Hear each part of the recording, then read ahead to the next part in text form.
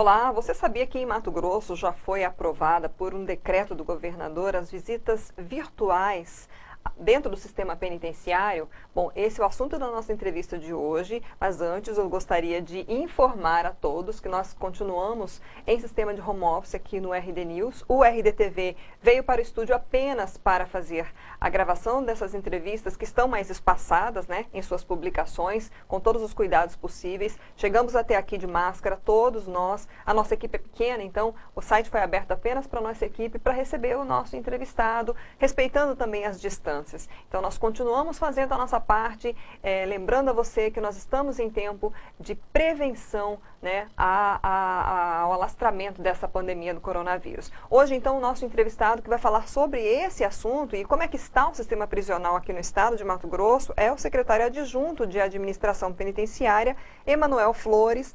Obrigada por estar aqui conosco, ter se deslocado, né? A gente chegou aqui com todo cuidado, mas a gente agradece muito. Eu queria, já de início, que o senhor nos explicasse assim, como é que foi o trabalho dentro do sistema penitenciário desde o início, né, do isolamento, como é que isso evoluiu para chegar, então, nesse decreto de visitas virtuais, secretário?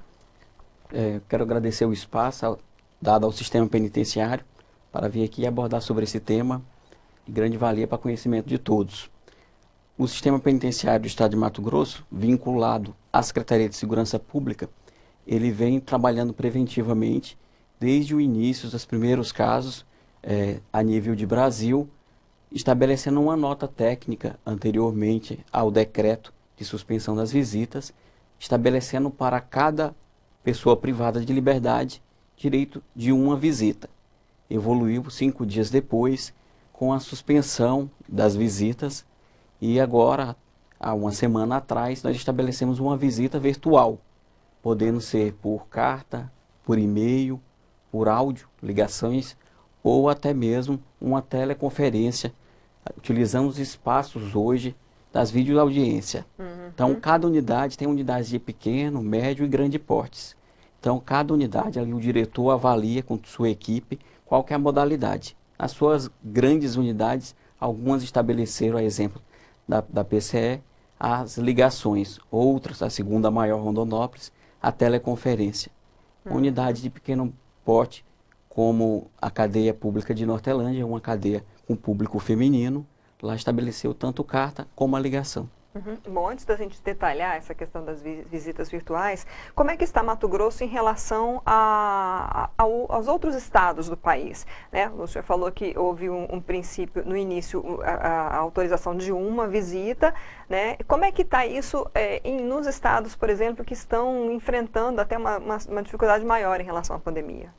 A grande maioria dos estados, de imediato, suspendeu as visitas. Mato Grosso foi um dos poucos que manteve aí no início a possibilidade de um visitante.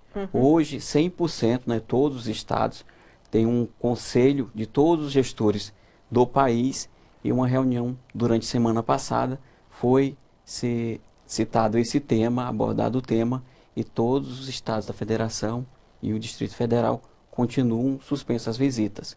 É uma medida de prevenção para que não tenha casos dentro do sistema penitenciário. Em Mato Grosso, já houve algum caso ou suspeita de pessoa com o coronavírus? No estado de Mato Grosso foi feito 7 testes em pessoas que estavam com doenças respiratórias, mas para tirar a dúvida, não ficarmos na dúvida que poderia ser o Covid-19, foi feito os testes nessas 7 pessoas privadas de liberdade. E qual foi o resultado? O resultado de todos, graças a Deus, foi negativo e a gente nós temos uma coordenadoria estadual de saúde que trabalha com as 52 unidades penais aqui do estado, acompanha diariamente com todos os gestores como que está o andamento de cada unidade. Agora, falando das visitas virtuais, como é que é feita, né? O senhor já falou que tem aí conforme a unidade, o tamanho, né? Vamos já pegar a maior aqui do estado, que está aqui em Cuiabá, né? A penitenciária central. Como é que está funcionando isso? Quem que pede? É o preso? É o parente? Tem alguma lista? Como é que é essa logística, secretário? As visitas elas já são feitas anteriormente, tem um rol de requisitos, e o familiar, o amigo faz esse cadastro da visita. Nesse rol de pessoas já cadastradas hoje, dentre elas é que é feita essa visita.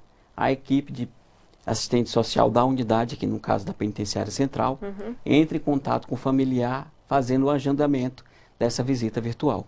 Ah, tá. Então, na verdade, assim, não tem um dia fixo para essa visita, como seria a visita física? Isso, não tem um dia fixo. Na portaria foi estabelecida de segunda a sexta-feira, mas abriu também a excepcionalidade sábado e domingo, porque a unidade reduziu a sua movimentação, a própria Secretaria de Educação também não está tendo aula, houve a suspensão nas aulas, houve também nas nossas unidades que tem salas de aula, também essa suspensão. A movimentação interna desse público foi reduzida, então possibilitou aí a equipe estar fazendo esse trabalho de agendamento. E isso para os parentes, independente de advogado e defensor público? Isso. Na mesma portaria, ela traz aí a possibilidade, que a equipe está em análise. Nós temos uma superintendência de políticas penitenciárias, que está em contato com a OAB e com a Defensoria, elaborando uma portaria específica para atendimento da Defensoria Pública e da OAB. Entretanto, alguns casos excepcionais foi feito esse atendimento, mas a nível de Brasil, aí Mato Grosso vem se destacando também, possibilitando esse atendimento jurídico às pessoas privadas de liberdade. E quanto, por exemplo, às cartas e e-mails, como é que é feito isso? Quem recebe? É o próprio também assistente social? Porque a gente pensa assim também em relação à questão de segurança, né?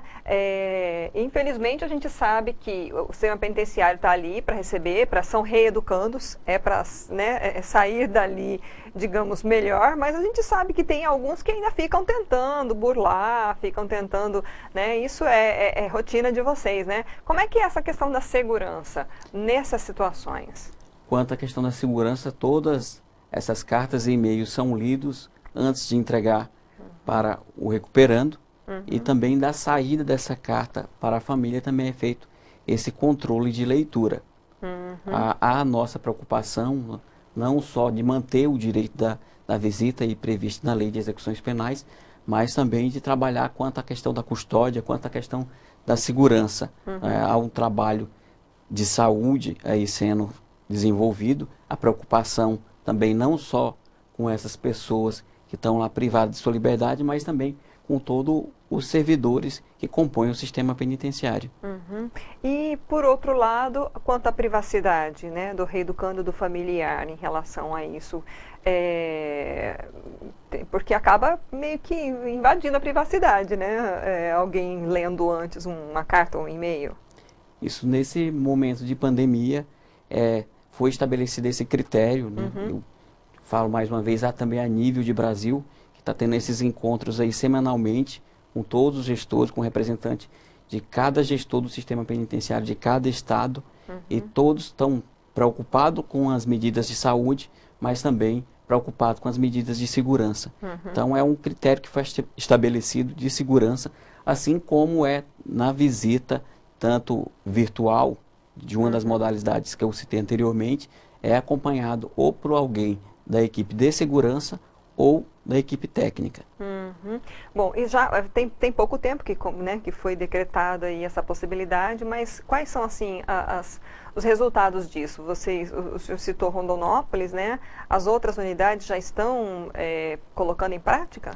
Sim, nós temos uma unidade que fica em Colniza, bem distante aqui da capital, que já iniciou também através de teleconferência, utilizando os espaços que hoje são para as audiências. Nós estávamos aí em 88% de cobertura da população carcerária.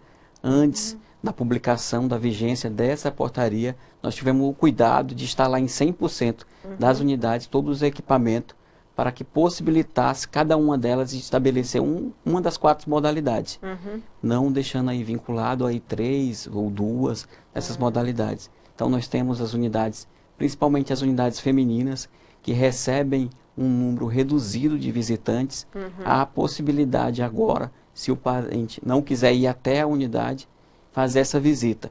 Dentre outros que sem condições financeiras também não pode se deslocar, que moram em uma cidade e a pessoa que cumpre a sua pena está em outro município. E o decreto estipulou uma regularidade, sei lá, é uma vez por semana só? Se quiser falar mais vezes, poderia ou não? Como é que está essa questão? Diante da nossa população carcerária hoje aqui no estado, é de 11.196 pessoas privadas de liberdade. Aí desse montante, cerca de 500 são mulheres. Então, dependendo da quantidade de pessoas aí privadas de liberdade na unidade, é que é essa frequência. Mas na portaria, publicada através da Secretaria de Segurança Pública e da Administração Penitenciária do Estado, foi estabelecido que fosse de segunda a sexta o atendimento daquela população, nas excepcionalidades no finais de semana, mas a equipe de assistência social, ou aonde não tiver, a direção da unidade é que vai agendar essa frequência. Mas o que foi conversado com os gestores era a possibilidade de uma semanalmente. E como é que foi recebido pelos reeducandos e reeducandas essa possibilidade? Em sua grande maioria, os reeducandos estavam preocupados com a entrada dos familiares nas unidades.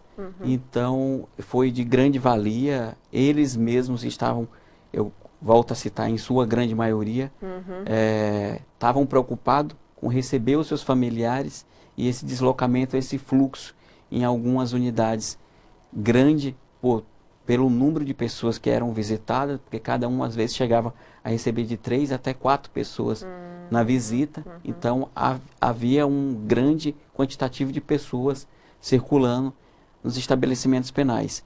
Então deu uma reduzida na tensão nas unidades, porque aí nós vamos para um mês sem essas visitas, e aí causa uma preocupação para aquela pessoa que está ali presa, cumprindo a sua pena, sem ter o contato da família, e a família sem ter o contato também com essa pessoa que está ali, distante da família. É que é uma situação que eu acho que todos estão vivendo com isolamento social, né? De você não poder visitar seus parentes, seus amigos. Eu, por exemplo, tenho meus pais que moram, né, em Várzea Grande, eu moro em Cuiabá, e a gente não pode se ver, e aí é telefone, é WhatsApp, né? Eu acho que é algo, esse cuidado que está todo mundo contribuindo, né? Agora, quanto assim aos novos detentos, né? De repente, nesse tempo aí, há uma fiscalização, às vezes ainda ocorrem, né, crimes, e as pessoas que estão entrando no sistema, como é que vocês estão fazendo? Nós estabelecemos uma unidade lá em Várzea Grande, unidade do Capão Grande, desocupamos 2 raios aí com 14 celas para o período da quarentena. E todos esses que são oriundos de delegacias aqui na região metropolitana, aqui em Cuiabá, eles dão entrada nessa unidade, passa por uma triagem da equipe técnica de saúde, e é avaliada essa pessoa ao entrar, e ela fica lá durante 14 dias. Passado esses 14 dias, que é o período da quarentena, eles são encaminhados para as demais unidades aqui da capital. No caso da unidade feminina, na penitenciária central, nós temos um espaço lá, materno-infantil, que era para atendimento da pessoa, das mulheres gestantes ou lactantes, e aí elas não estão ocupando, não temos ninguém com esse perfil. Aí a resolução número 62 do Conselho Nacional de Justiça abrangeu um número grande de mulheres e foi destinado esse espaço para receber quem viesse oriundo de delegacia. Hoje nós estamos com um número maior de vagas do que de mulheres aí privadas de liberdade aqui na capital, podendo fazer também essa triagem. Então nós estabelecemos aí uma porta de entrada e um critério até de quarentena antes desse recuperando ser encaminhado para uma das demais unidades, também é avaliado por essa equipe técnica da própria unidade, que é de Várzea Grande. Então, por enquanto, essa estrutura está funcionando, está atendendo a esse público que está entrando? Isso, graças a Deus, essa triagem tem refletido aí, em nenhum caso aqui na capital, a nossa maior população carcerária aqui, somando aqui essas 4, 5 unidades que nós temos aqui na região metropolitana. Chegamos a quase 4.000 pessoas que cumprem sua pena aqui na região metropolitana, e tendo esse cuidado e um trabalho em conjunto também com o Judiciário, com o Ministério Público, com um grupo de monitoramento e fiscalização que atua em conjunto com o Tribunal de Justiça, Defensoria e OAB. Todo o sistema de justiça tem atuado aí com o sistema de segurança pública, possibilitando todos esses critérios de prevenção e combate ao Covid-19. Ok. Alguma informação antes da gente encerrar que o senhor queira acrescentar? Eu quero ressaltar a questão de muitos familiares que desacreditam que o país, que o Estado ou que alguns municípios onde tem um estabelecimento penal se passa por esse risco dessa pandemia e desacreditam e querem ainda visitar os seus parentes. Como citei anteriormente, a sua grande maioria dos recuperandos, dos familiares, conseguem entender que esse direito dessa visita está prejudicado nesse momento. Apesar de abrirmos a possibilidade da visita virtual, muitos ainda no interior desacreditam e querem visitar e acham que simplesmente é uma motivação da equipe de segurança ou da gestão em si de estar preocupada em manter essas pessoas sem um atendimento da visita ali pessoal. Então eu só peço a compreensão de todos que realmente essa pandemia existe. Graças a Deus talvez não tenha chegado em algum desses municípios a nível desse familiar compreender a impossibilidade nesse momento de estar fazendo a visita. E se não chegou, possivelmente porque as medidas de isolamento estão funcionando, né, secretário? Muito obrigada pelas suas informações, por estar aqui conosco novamente. Eu que agradeço o espaço, estamos à disposição. Ok, obrigada. Nós conversamos com Emanuel Flores, secretário adjunto de Administração Penitenciária em Mato Grosso. Então, essa entrevista fica disponível no nosso canal do YouTube, nos sites RDTV e RD News. Se você conhece alguém que está no sistema penitenciário, algum parente, né, que tenha alguém ali que esteja preso, esteja detido, também, em especial no interior do estado, convido você a compartilhar essa entrevista para essas pessoas, para saberem o que está sendo feito e o que elas podem, inclusive, fazer, né? De repente, ela é parente, está ali na lista, quer entrar em contato, quer escrever uma carta, um e-mail. É um tempo provisório, a gente espera que passe logo, né? Então fica essa dica para você. Se você puder, o quanto você puder, fique em casa, vamos cada um fazer a nossa parte. E agradeço a você pela audiência. Continue conosco aqui no RD News. Até a próxima.